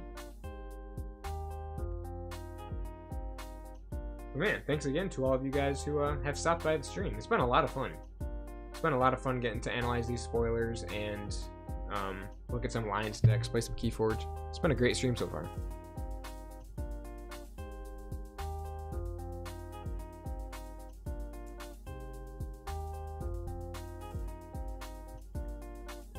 Alright, we're up against Key of the Lost.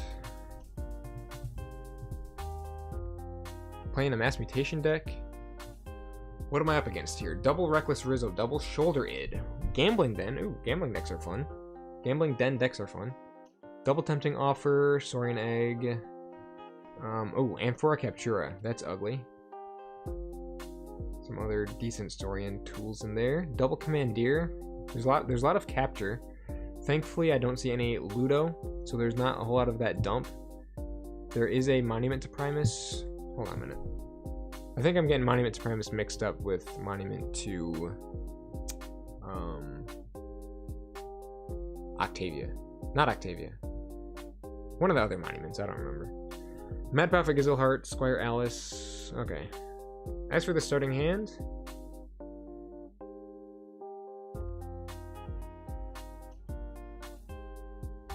I don't know. I guess I'll keep it and do the Bornit's Touch. Starting it off with a Bornit's Touch. I do not like Vandalize, so we're gonna purge Vandalize. And then next turn, we could go Dis again, put a Soul Keeper on the Eterome, or we could go Starlines and ward my own Ingram with the Quadricorder on it. I don't know, I don't think I thought through my second turn very well. Key of the Lost. I'm the only one who can lose keys here.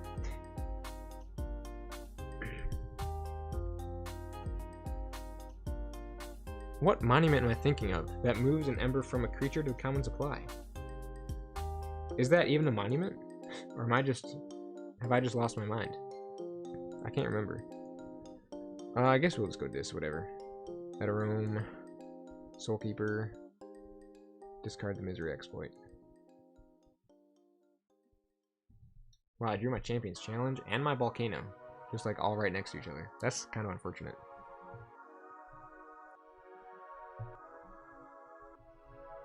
Oh, Ludo, of course. Yes, Monument to Ludo. That's the one.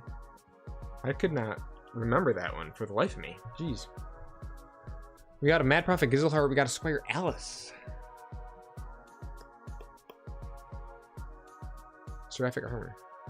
Okay.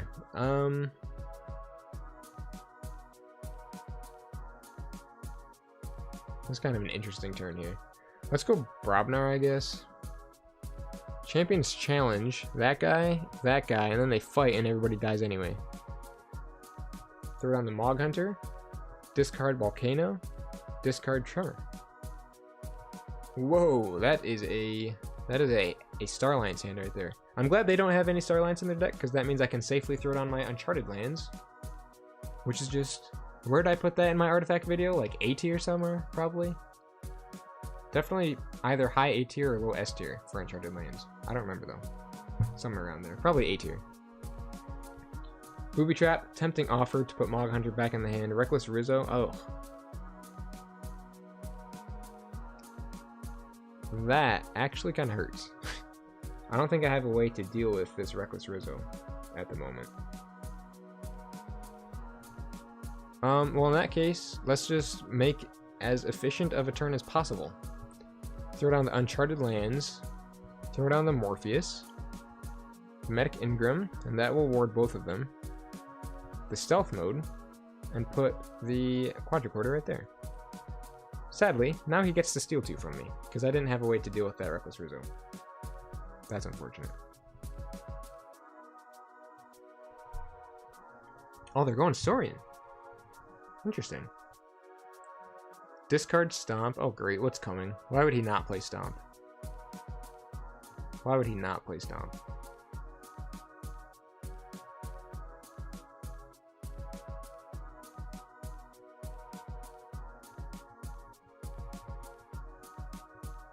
I'm scared.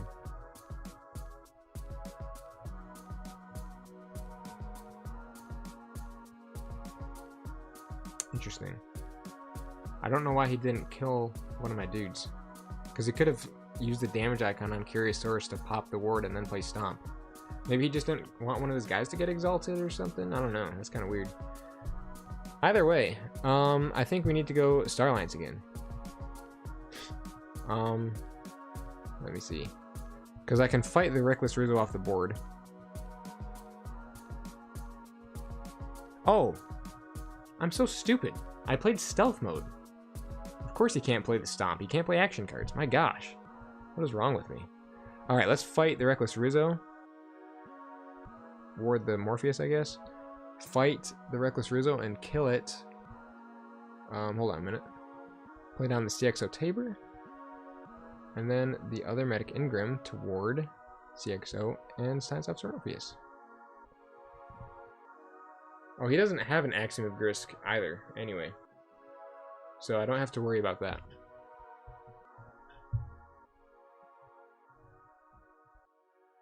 Thankfully, Mass Mutation lacks in Scaling Ember Control, for the most part. He doesn't have Logo, so there's no Effervescent Principle.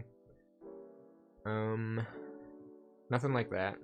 So I should be good to burst at some point.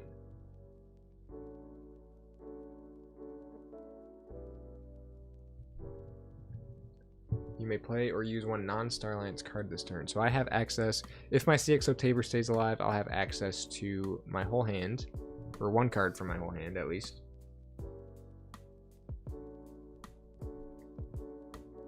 Alright, we're definitely going Starlands, obviously. Throw down Commander Chan. We will... Wow, he just captured a ton of my Ember. Let's Reap. Right there. Reap. Right there. Reap. Reap again. To play a non-Starlands card.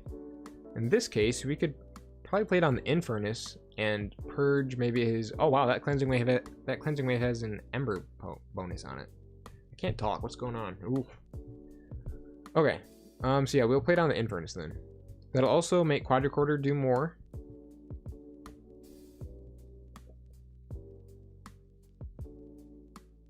Let's hit up the Booby Trap and this Commandeer. And what just happened?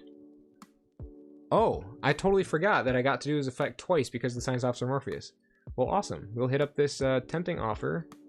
And how about the Cleansing Wave?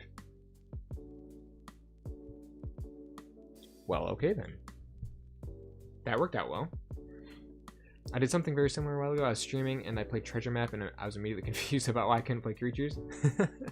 That feels like something I would do, also. Sometimes you just lose track of what you're doing. So he really needs to deal with this Star Alliance board that I have out right now, and he's not getting it done. I have a fully warded and dangerous Star Alliance board that he's having a hard time dealing with. I'm fine with that. That makes me happy. I'm all about the Star Alliance, Worlds Collide Star Alliance doing its thing. Oh wow, that's crazy. Look at this Soaring Egg. It has an Ember bonus as usual, but then also 2 capture pips on it. And it looks like, according to the log, that he used the Amphora Captura to make that Ember bonus icon into a capture. So he actually just captured 3 of my Ember. That's crazy.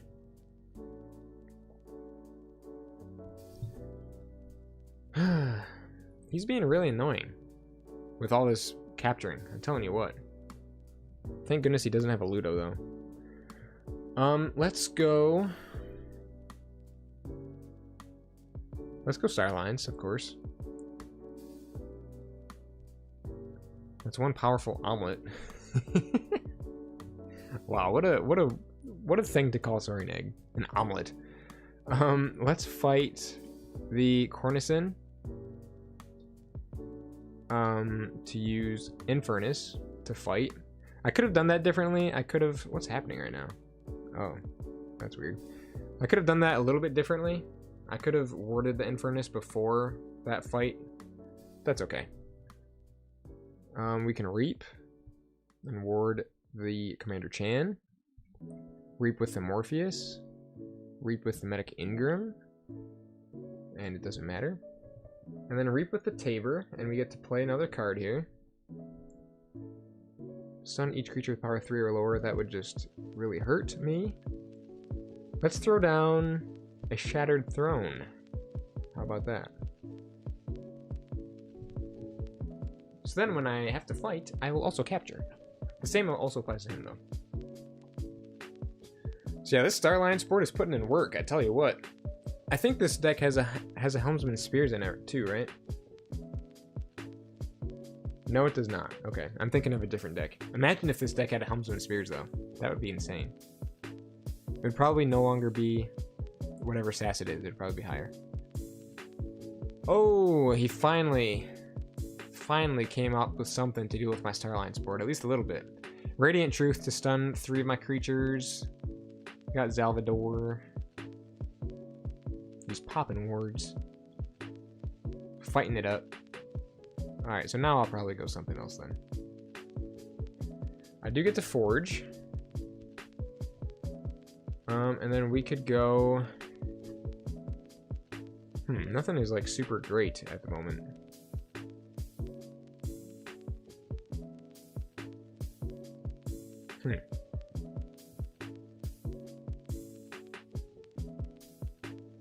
We could go Dis. He'll lose 2 Ember when I play the Rot Grub. Actually, yeah, let's do that. Let's go Dis. It's a bit of a risky play, but I could put down the Harbinger. Hopefully he doesn't pop my wards, because then the Harbinger could do almost something of a one-sided board wipe, because I would be protected from the destruction from my wards. So we could throw down the Library, play Rot Grub, the effect will go off twice, and then I think I will put down the Harbinger, because then I'll get that Ember off Lieutenant Gorvenal. Whether my guys die or not, at least I'll get that Ember back. So I'll put him down. It's a touch risky, but not that risky. Spears does say Reap win the game. Pretty much. Pretty much that is exactly true. Spears says... Not yet, yeah. Spears says Reap, play nothing but Star Alliance, use nothing but Star Alliance, and win the game. Yeah, Morpheus is insane. I'm not surprised that Morpheus ended up on the restricted list. Like, yeah, Morpheus is pretty wild.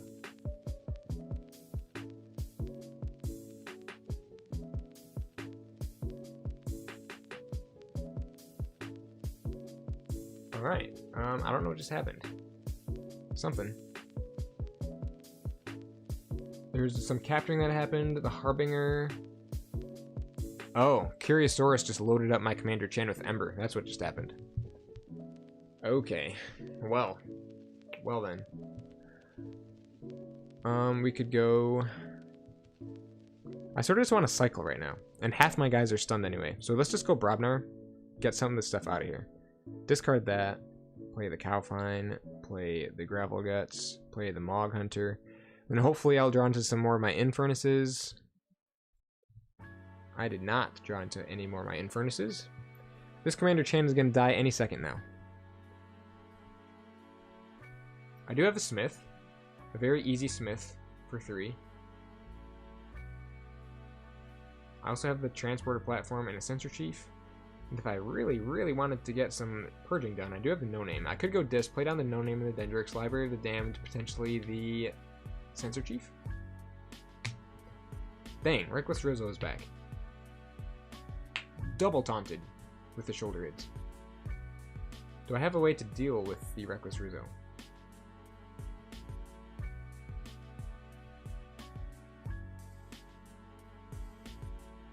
I mean, I guess I kinda do. I think you could have played Warrior's Refrain because all your creatures were already stunned. Oh, that is a good point. That is a good point. I definitely could have. I could have had 1 extra Ember at the moment.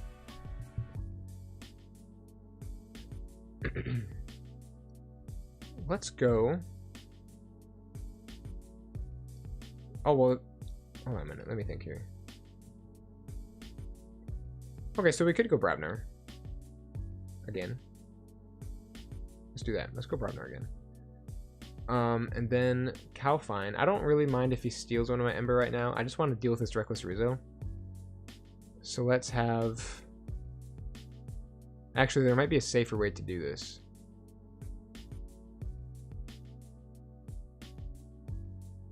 I think. Wait for it. Let's just play Smith first. And The Floor is Lava. Now, how do I want to do this? We could... Here, we could do this, actually. Mog Hunter into the Shoulder Id. And then do that to the Reckless Rizzo. So he did end up stealing one from me. That's okay, though. I think we'll just reap a couple times. Put myself at check. And end the turn. Drew into the Almsmaster Molina. Almsmaster Molina? Armsmaster Molina.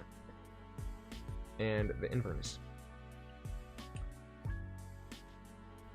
Unfortunately, this turn he's probably going to shuffle his discard pile back into his deck, so I don't think I'll have access to it.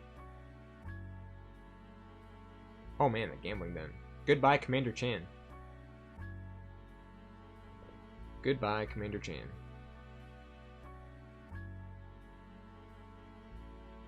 Wait, what? He didn't... Oh. Okay, now goodbye, Commander Chan.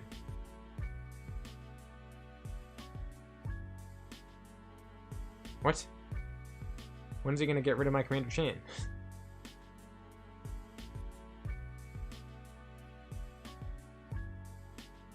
Interesting. He did not get rid of old Commander Chan. Let's do damage there and a damage there. And now... I say we go Dis. Let's go Dis. We're gonna throw down the... Oh, that's kind of... Man, it's so sad that he doesn't have a discard pile anymore. Play down Infernus. I have to do my own. I can hit my Warrior's Refrain. And I don't even know. Volcano. I guess I don't have to purge 2 cards. Let's just do that then.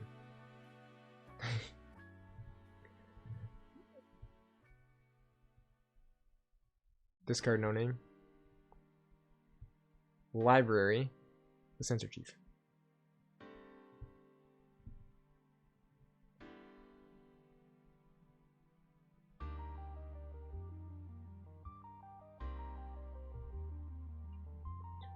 So sad that he did not have a discard pile. Because my Morpheus was still out there, I could have purged 4 cards out of his discard pile. Make that 5 with a No Name. It could have been phenomenal. Going Shadows again.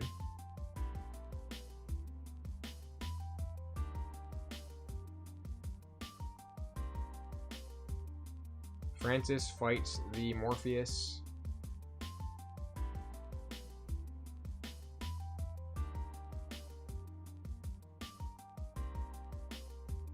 Six with the no name? Oh, yeah, you're right. I could have purged half my Brobnar. I guess I could have. I don't mind this Saurian kit too much, though. At least it's not like 3 NARPs and like just a bunch of other crap, you know? It's not horrible. But now that you say that, that could be an interesting strategy for this deck. Is just purging all the Brobnar out of it, and then only dealing with the Dis and Starlines. That's actually really interesting. I'm gonna have to do more testing with this deck at some point and try out that strategy. That's actually really interesting. Alright, I'll hit Infernus and Francis over here. This Commander Chan is just struggling. What do I do? I really want to pop that Francis, but I don't know. I don't have what it takes at the moment. And it's really sad.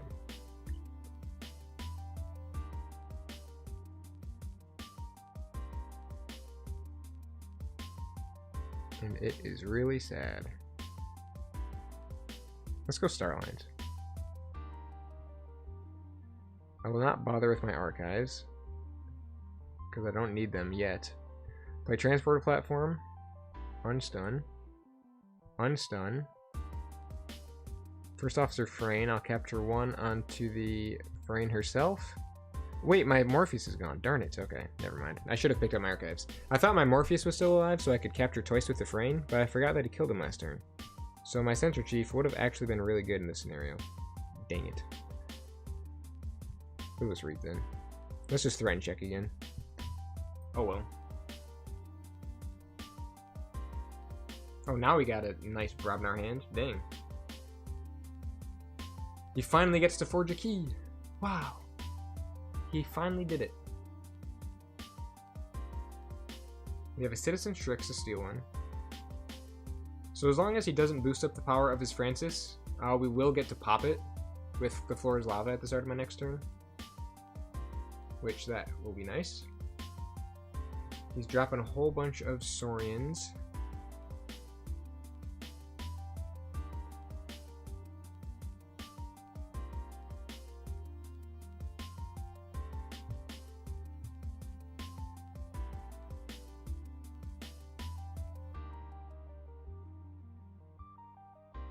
Key of the Lost, no more. Indeed, he has found a key. He has found one key. Alright, so I'm going to hit Infernus again and the Francis.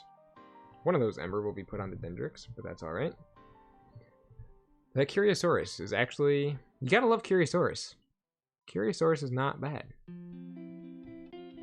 Now I can stop stealing my brand. Alright, let's go Brobnar. We have an easy Smith play right here. Of course, Alaka doesn't do anything. As always. I'll just have to hope. I guess he will have a way. He can go Saurian again and stop me off this key. But at least it'll put him back into Saurian, most likely. Most likely.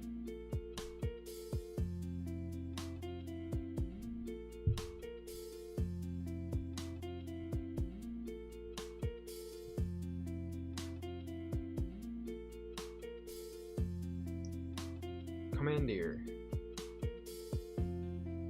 Oh, they're going to Sanctum. Where's my Champions Challenge? I wouldn't really want to play Champions Challenge, actually. Where is anything that can just get rid of these darn creatures? Well, my Brobnar's out now, and I did draw into another Smith, so I could do some. I could get some fighting done with my Brobnar house right now. Definitely. Definitely.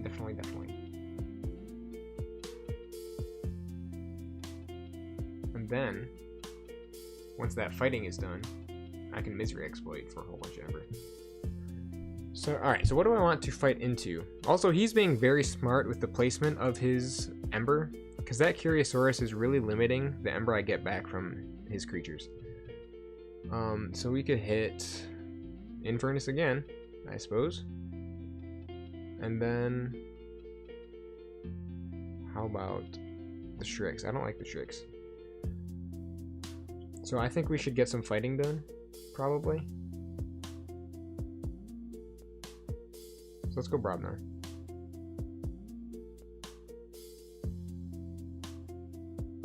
But if I was to go this, let's go Brobnar.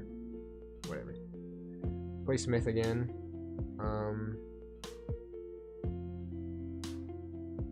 Have Gravel Guts fight, let's say, the Seeker of Truth.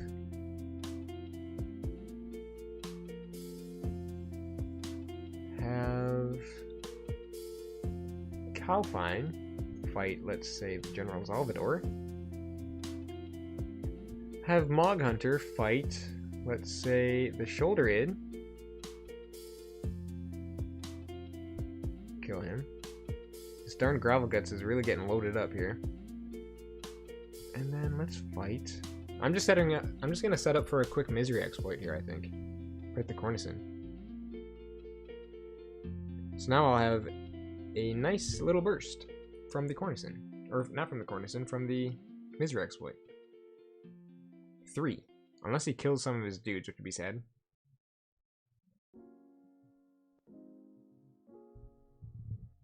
But then I can go dis, I can purge a couple of his cards with Infernus, purge another one with a no-name. He'll lose some from the Rock Grub. I can purge another one with the Bornet's Touch, then Library of the Damned, my Armsmaster Melina, and go through my whole entire hand. And then also maybe finish some stuff off with the Dendrix, and maybe reap with the Infernus and stuff. This Saurian is really annoying, though. Wow, that Thero Centurion has a lot of Ember on him.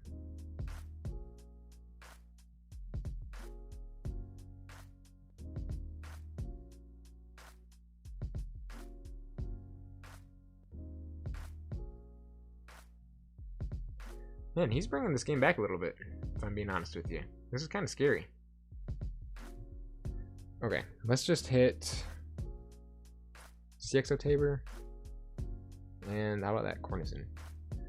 We'll go dis. We don't want the archives.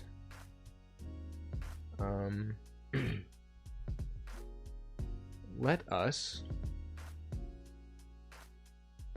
first fight this Dendrix into the Cornicin so that that Ember goes onto the Thero.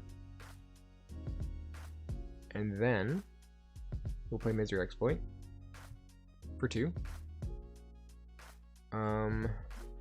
Then we can have this Infernus fight, this Thero, right there.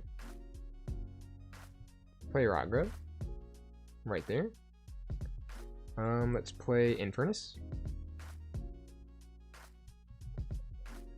What do we want to get rid of? This Commandeer and this Cornicin Octavia. Get these chumps out of here, man. And then play a no-name, purge another one. Purge, let's go with the other Cornicin. And then Bornet's Touch. Let's get this, oh man, let's get this Lights Out of here. Holy cow, that was scary. Archive that. And pray that he cannot stop me at 10 Ember. Oh great, he's going to Sanctum.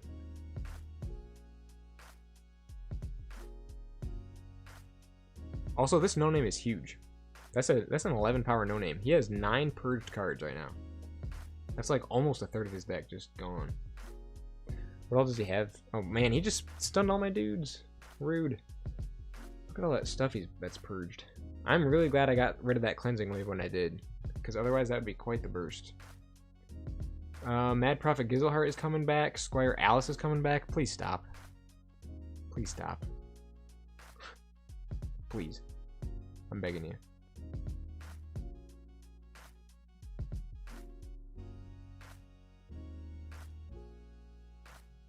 Leave me be.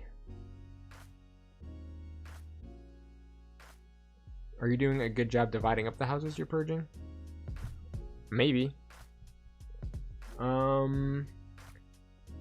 I've purged 4 of his Shadows cards, 3 of his Sanctum cards, and 2 of his Saurian cards. Is that a good job? Looks okay to me. Alright, let's hit this no name. And the Shrix. I can't believe he stopped me again. But yeah, I've divided it up a decent bit. Looks good to you? Awesome. Glad to hear it. Okay, maybe this will help. Hold on a minute. A bunch of my guys are stunned. Jeez, oh Pete. Let's go. So annoying that so many of my guys are stunned.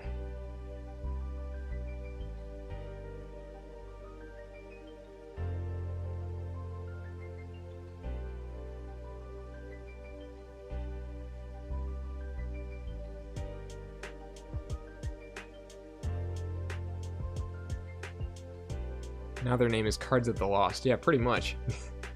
Pretty much is. What do I do? What do I do?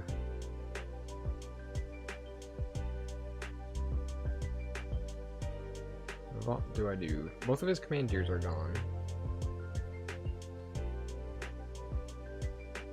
Both of his, or 2 of his Cornisons are gone.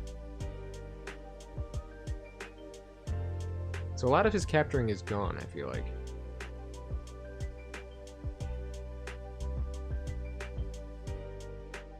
I almost just want to go dis again.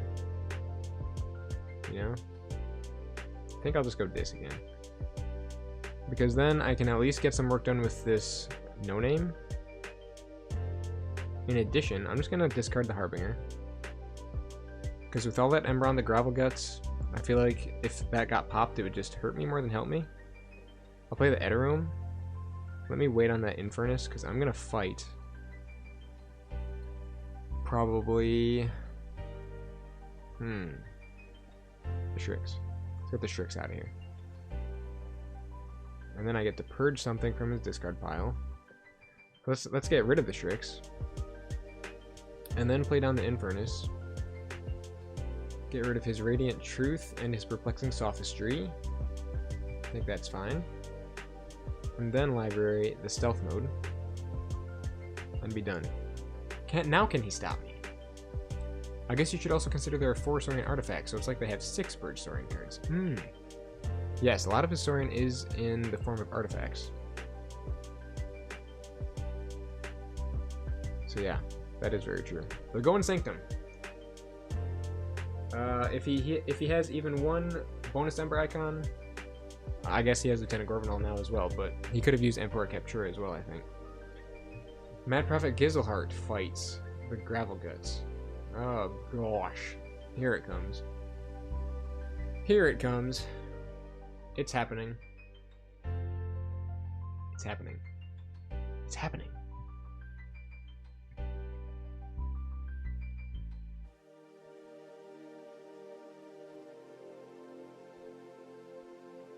We have ways to stop this, though. We do have ways to stop this. Yes, Shattered Throne is also Ember Control for them. That it is.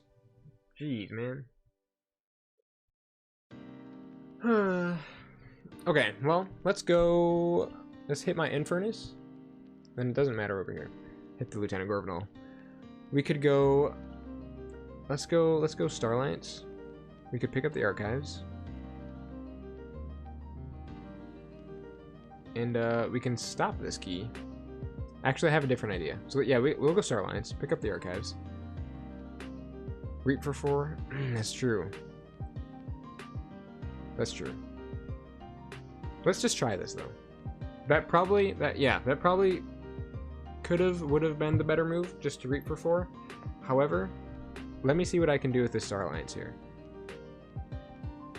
We can play Morpheus.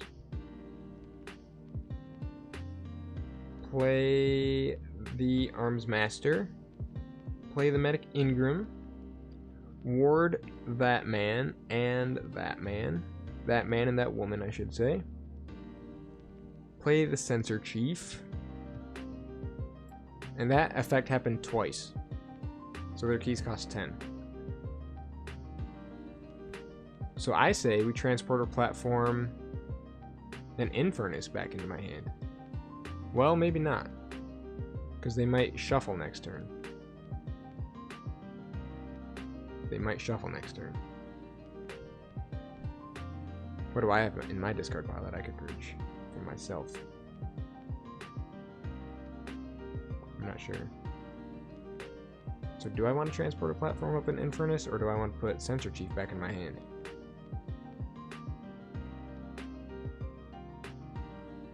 Let's actually put the Censor Chief back. Play a Quadricorder on the massive 14 power no name. And then play stealth mode so they can't play actions on their next turn. And stop. This game is going on so much longer than it should be. This game should have been done 7 turns ago. But we're still going. Look at that, we're 17 turns into this game, and I somehow still haven't won. The capturing of this deck is crazy. I have like a 70% losing rate, so you probably shouldn't listen to me. I'll listen to you. WOE Fish will be very interesting. We haven't seen a ton of control out of them like in Dark Tidings. Yeah, actually when you think about it, we haven't seen a whole lot of exhausting from Winds of Exchange Unfathomable yet. I wonder where that went. Maybe they just haven't shown us those cards yet. But I have a really fun deck with like 15 capture pips. That's crazy. That's a lot of capture pips. I have a deck that does an absolute ton of capturing, but doesn't have anywhere to dump it. Alright, so what did he do? I wasn't even paying attention. Something happened. Let's hit that Infernus and hit his Gorvenal. So now his dudes are all loaded up again. What could we do here? Seraphic Armor does what? Just gives it an extra armor. Also, hello, Yolker and Jason. I don't know how long you guys have been here, but I haven't seen you guys yet, so hello. Welcome to the stream. Ow. What could I do? What could I do? What could I do?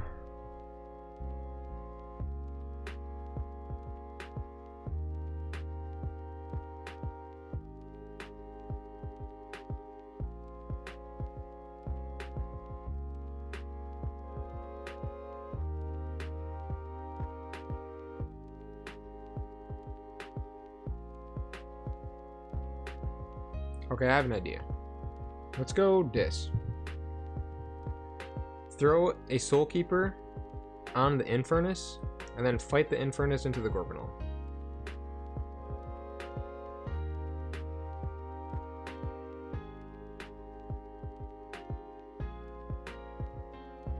Like so. To destroy, get all of that stuff out of here.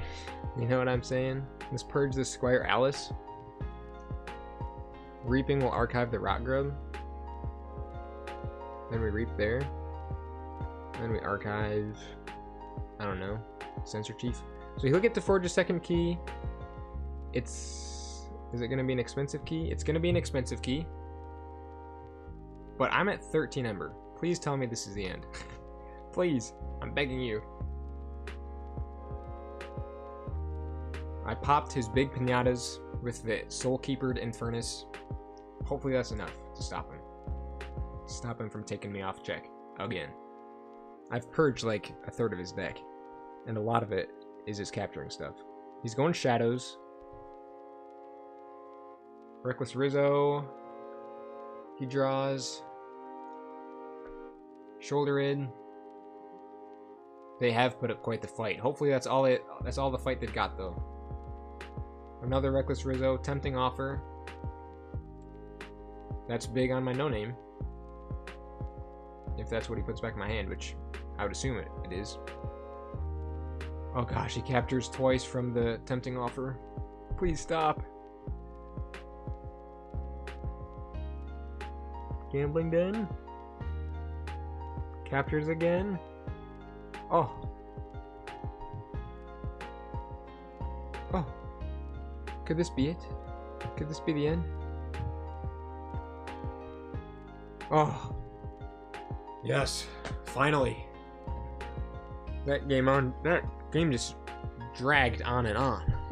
Dude, the capturing in his deck is wild. He put up quite the fight. That was a battle. Far more of a battle than I anticipated.